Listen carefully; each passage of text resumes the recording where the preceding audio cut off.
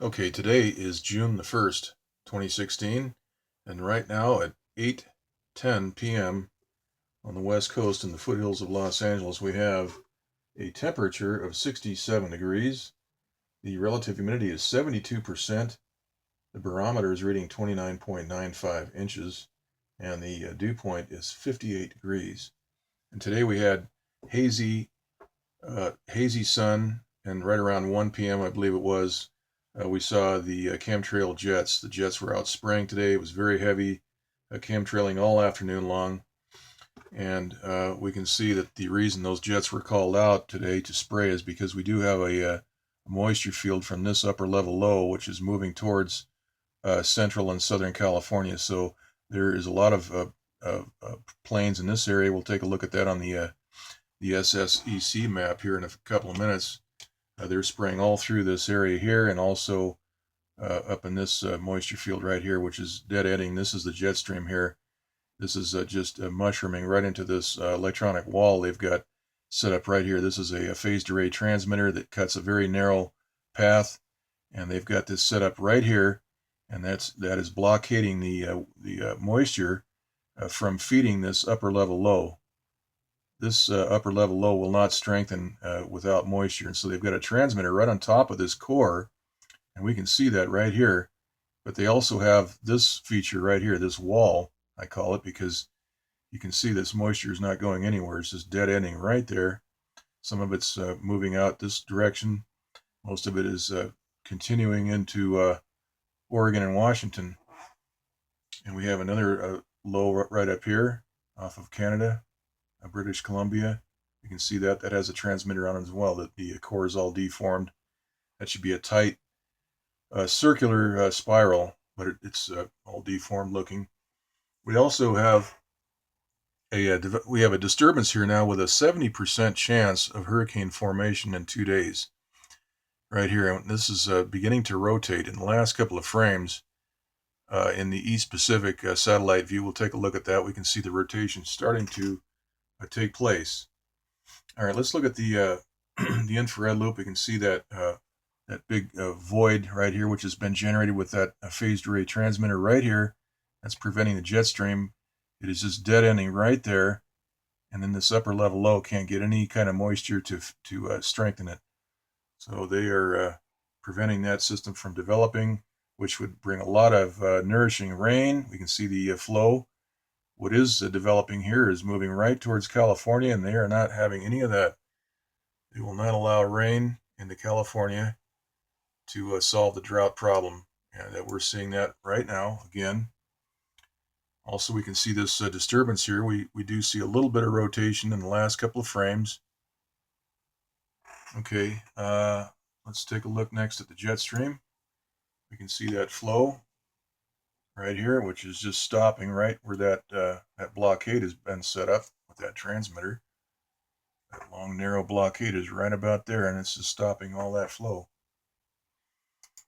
Here is the western U.S. water vapor loop, and we can see the upper level low right here. It's got a transmitter right on top of it, and we can see what's happening here. This is all just mushrooming into that blockade right here. We've got low pressure spinning right over New Mexico and Texas. There's a lot of thunderstorms, it looks like here. We'll have to take a look. I don't have the Intellicast map, but that looks like a lot of unstable air right there. Okay, let's look at the infrared loop, and we can see that moisture field moving towards. This is spiraling off of the back of that upper level low. That's moving right towards central and southern California, and so the planes, the jets, the chemtrail jets have been called out to spray the desiccants over these over the moisture field. That will prevent the rain in Southern California mainly. It doesn't stop the rain everywhere, but down here in Southern California, those desiccants are very effective. Those chemtrails are very effective. All right, let's take a look at the.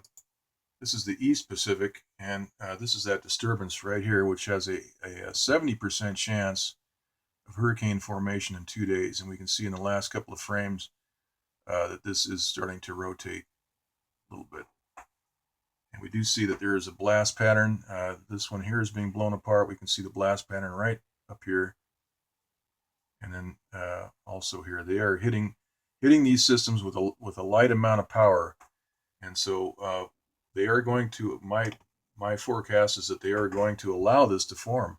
They could easily wipe these out, and we've seen what they can do. They could just hit these with a lot of power. We'd see a huge blast pattern, and they'd just go away. That'd be the end of them. But I think that they're going to allow these to form. They're going to allow that one area to form into a hurricane, and we'll just keep an eye on it and see what they do with that. We do know from last year, all the hurricanes that formed last year, and there was a lot of them. In particular, Hurricane Patricia, which made landfall right about here, I think it was, with a 200-mile-per-hour winds right there on the coast of Mexico last, I think it was last August or something. But they quickly hit that storm with so much power that when it made landfall, it did virtually not much damage. It's pretty amazing that a hurricane with 200-mile-per-hour winds did not bring the kind of damage, did not deliver the damage, the punch that everyone had expected. They did hit the storm with microwave. We can see that on the videos that I had made. If you scroll through my videos last August, September, I believe that's when Patricia hit, you'll see what happened. All right, let's move to the, this is the visible loop, and we can see that there is rotation in this view here. This thing is starting to move counterclockwise, spin counterclockwise. And they are going to, I think, allow that storm to form. All right, here is the surface analysis map. We can see over California we have two lows indicated, one heading to the east. We have a trough, winds its way all the way down through the coastal states.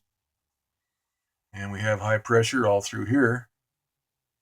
There's a trough indicated right there.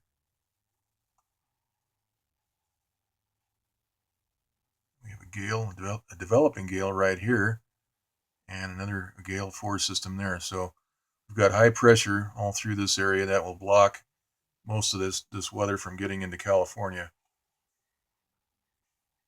All right, here is the National Hurricane Center map. And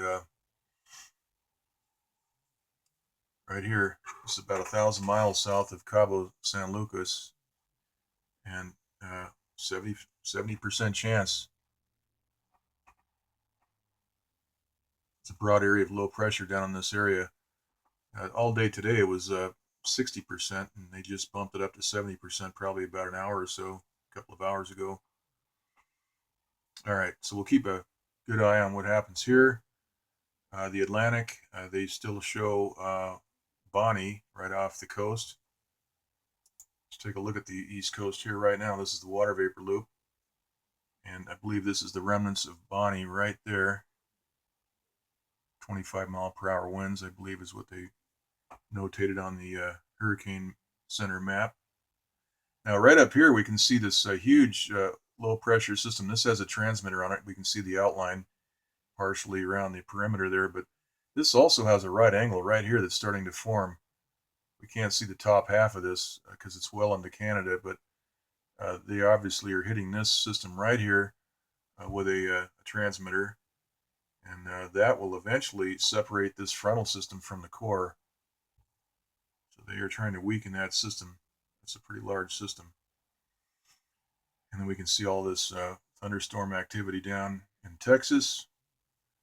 Geez, I don't know what Texas did. Maybe they're not, I don't know. Give me some ideas, folks. What happened to Texas? Why are they getting hammered here every day after day? They're not flying Confederate flags, I don't think. Anyhow, let's look at the rainbow loop here now.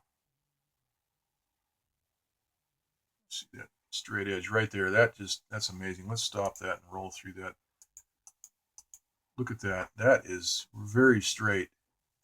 Put the envelope on that one edge. Let's just scroll through it a little bit right here. That is very, very straight. And we can see the other part of that is firming up. This is a very straight edge right along here. Okay. Okay. So they are working on that, obviously. Let's look next at the pressure maps. We have the sea level pressure map for the West Coast. And we have a low indicated right here over the Four Corner States. And we've got high pressure out over here. And on top of that, well, this is sea level pressure. We got a low up here, upper level, right up there as well. Let's take a look at the 500 millibar. That's an upper level low. Got high pressure right over California. They're having the deserts of California are going to get very, very hot. I was watching the weather last night, and we're looking at 114 degree temperatures for the lower deserts, and that would include Palm Springs and Anza Borrego out that way, Blythe. Very, very hot temperatures. That's abnormally warm for late May and early June. Okay, let's take a look at the 300 millibar. We can see that low out here. This is the one that has the transmitter on it. We have a high pressure adjacent to this low. And then we have this upper level low right down over here, right over Mexico and New Mexico, right there. That low up here, that they've got a right angle on top of that system. Okay, let's look next at the, this is the SSEC water vapor map. We can see all the chemtrail activity going on right through here. They're spraying very heavily all through this moisture field, which is moving right towards central and part of Southern California. These are the Channel Islands right here, Santa Barbara, and LA is right there. So we have this huge upper level low, and they've got a transmitter right on top of this. If they took the power off of this a little bit, throttled the power back, this would form. It would generate a nice flow of rain right towards California. This is such great evidence of weather manipulation. So I'd like everybody to just see what they're doing here. That is just, doesn't get any better than that, folks. Take a look at this again right here. That's the one we're looking at. And they've got a transmitter right on top of that. They've got a perfect flow right into California to fill a few reservoirs, and they're stopping that by blocking the jet stream, number one. Number two, they've got a transmitter right on top of that core. And so there's virtually nothing there. You can't see it there in that view, but in the water vapor map, we can always see what's going on. So that's the report for today, and we will do another one tomorrow.